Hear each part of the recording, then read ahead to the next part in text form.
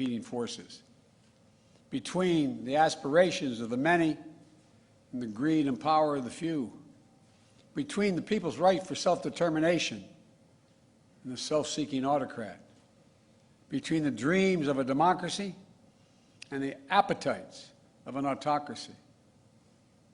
What we're doing now is going to determine whether democracy will long endure. It, in my view, is the biggest of questions. Whether the American system that prizes the individual, bends towards justice, and depends on the rule of law, whether that system will prevail. This is the struggle we're now in, a struggle for democracy, a struggle for decency and dignity, a struggle for prosperity and progress, a struggle for the very soul of America itself. Make no mistake, democracy is on the ballot for all of us. We must remember that democracy is a covenant. We need to start looking out for each other again, seeing ourselves as we the people, not as entrenched enemies. This is a choice we can make. Disunion and chaos are not inevitable. There's been anger before in America. There's been division before in America. But we've never given up on the American experiment. We can't do that now.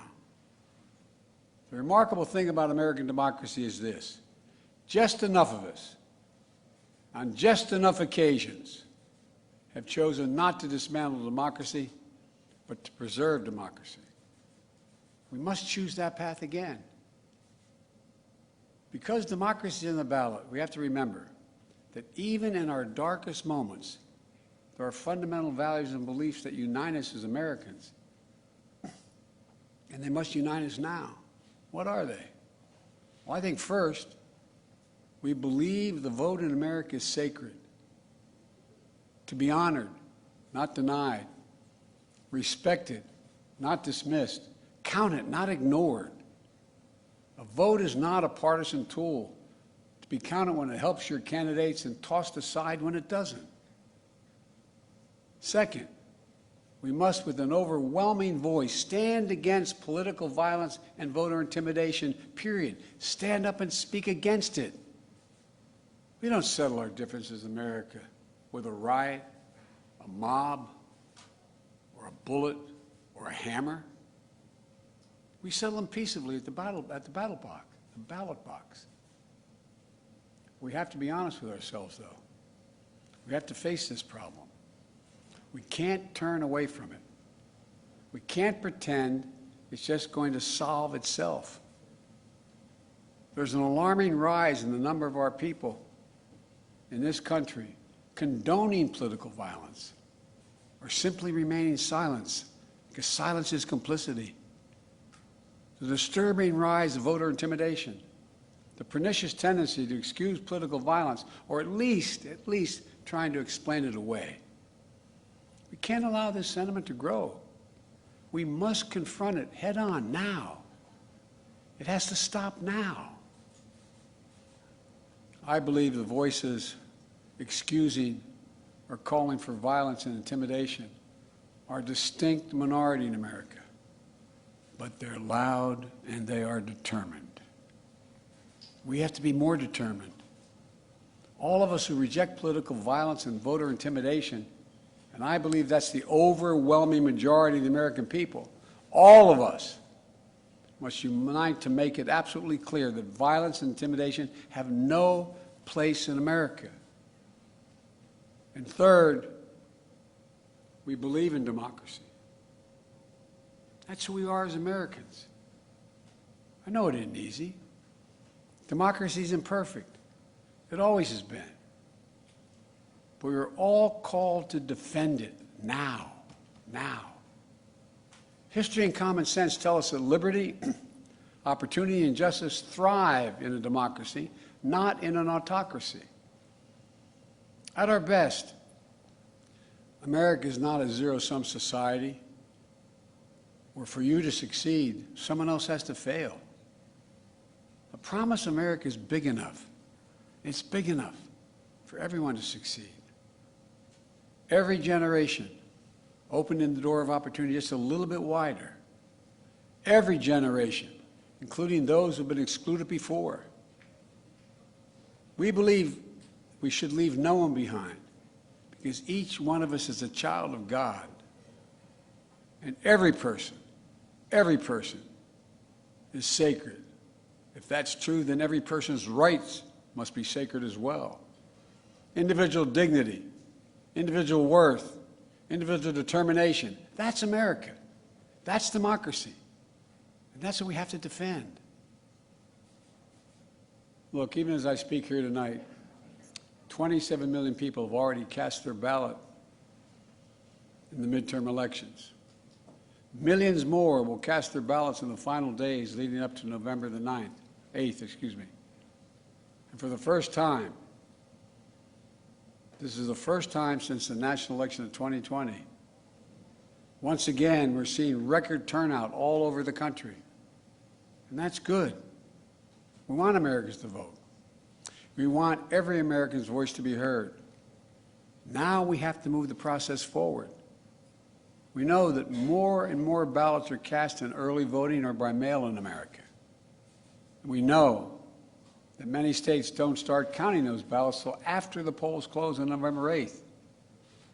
That means in some cases we won't know the winner of the election for a few days, until a few days after the election. It takes time to count all legitimate ballots in a legal and orderly manner. It's always been important for citizens in democracy to be informed and engaged. Now it's important for citizens to be patient as well. That's how it's supposed to work. This is also the first election since the events of January 6th, when the armed angry mob stormed the U.S. Capitol. I wish I could say the assault on our democracy had ended that day, but I cannot. As I stand here today, there are candidates running for every level of office in America, for governor, Congress, Attorney General, Secretary of State, who won't commit. They will not commit to accepting the results of elections that they're running in. This is a path to chaos in America. It's unprecedented. It's unlawful. And it's un-American. As I've said before, you can't love your country only when you win. This is no ordinary year. So I ask you to think long and hard about the moment we're in. In a typical year, we're often not faced with questions of whether the vote we cast will preserve democracy or put us at risk. But this year we are. This year, I hope you'll make the future of our democracy an important part of your decision to vote and how you vote. I hope you'll ask a simple question of each candidate you might vote for. Will that person accept the legitimate will of the American people, of the people voting in his district or her district? Will that person accept the outcome of the election, win or lose? The answer to that question is vital. And in my opinion, it should be decisive. On the answer to that question hangs the future of the country we love so much and the fate of the democracy that has made so much possible for us. Too many people have sacrificed too much for too many years for us to walk away from the American project in democracy. Because we've enjoyed our freedoms for so long, it's easy to think they'll always be with us no matter what. But that isn't true today. In our bones, we know democracy is at risk. But we also know this. It's within our power, each and every one of us, to preserve our democracy. And I believe we will. I think I know this country. I know we will. You have the power. It's your choice. It's your decision. The fate of the nation, the fate of the soul of America lies where it always does, with the people, in your hands, in your heart, and your ballot.